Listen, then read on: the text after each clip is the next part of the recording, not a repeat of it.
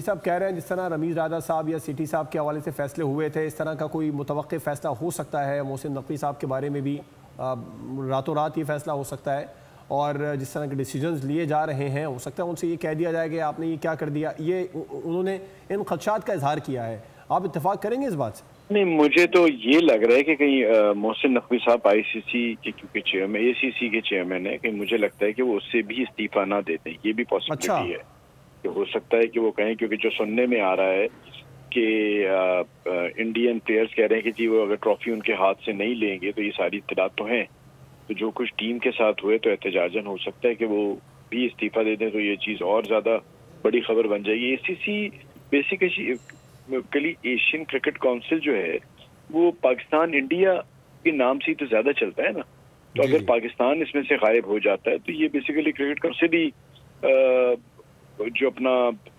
Importance है वो खो देती है।